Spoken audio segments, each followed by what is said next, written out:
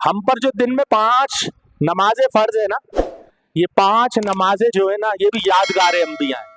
کوئی نہ کوئی نماز کسی نہ کسی نبی کی یادگار ہے۔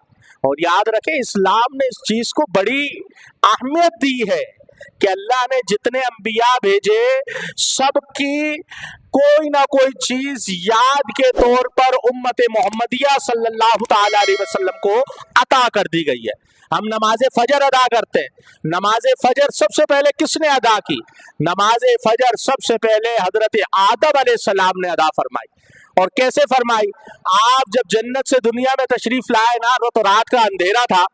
اب رات کے اندھیرے میں آپ دنیا میں تشریف لائے، زمین پر اترے، اور جیسے ہی آپ نے صبح صادق ہوتے ہوئے دیکھی اور روشنی پھوٹتے ہوئے دیکھی، تو آپ نے اللہ کی بارگاہ میں 2 رکعت نماز شکرانے کی ادا فرمائی۔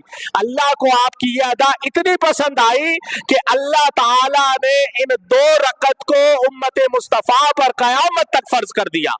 اب قیامت تک جو مسلمان ہوگا، فجر کے وقت 2 رکعت نماز فجر کی فرض بنا کر ادا کرے گا۔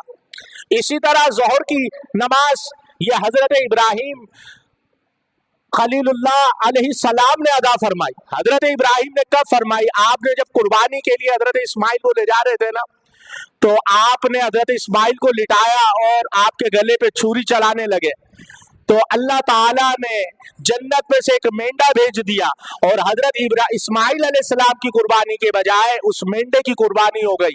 تو اس قربانی کو دیکھ کر حضرت ابراہیم علیہ السلام نے 4 رکعت نماز ظہر ادا فرمائی۔ اللہ کو اپنے پیارے کی یہ ادا اتنی پسند آئی، اب تا قیامت جو مسلمان آئے گا وہ ابراہیم علیہ السلام کی اس ادا کو ادا کرتے ہوئے 4 رکعت نماز ظہر ادا کرے گا۔ پھر اسی طرح نماز عصر آ جائیے، یہ حضرت سیدنا عزیر علیہ السلام نے 4 رکعت نماز عصر کے ٹائم ادا فرمائی تھی، تو اللہ تعالیٰ نے یہ امت مصطفیٰ پر نماز عصر فرض کر دی۔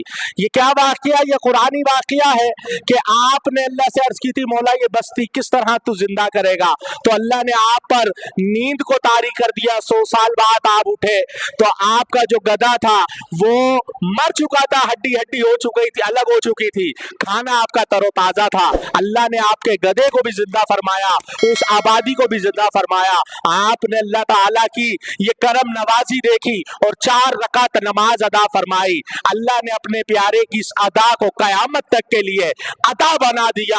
اب قیامت تک جو مسلمان آئے گا وہ 4 رکعت نماز عصر ادا کرے گا۔ پھر اسی طرح نماز مغرب کس نے پڑھی؟ نماز مغرب حضرت داؤد علیہ السلام نے باوقت مغرب ادا کی، اور 4 رکعت نماز پڑھنے کے لیے کھڑے ہوئے، مگر درمیان میں بھول کر تیسری رکعت پر سلام پھیر دیا۔ پھر یاد آیا کہ اس کو دوبارہ پڑھوں۔ آپ جب دوبارہ کھڑے ہوئے، اللہ نے فرمایا نہ سونے نہ، بس جس ادائے محبت سے تو نے یہ 3 رکعت ادا کی ہے، اب قیامت تک جتنے مسلمان آئیں گے سب تیری اس ادا کو ادا کرتے ہوئے مغرب کی 3 رکعت نماز ادا کریں گے۔